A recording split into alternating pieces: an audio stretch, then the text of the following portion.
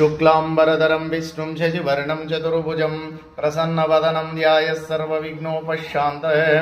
ॐ अगजानन पद्मार्गं गजानन महार्निशम् अनेकदन्तं भक्तानां एकदन्तम् उपास्महे।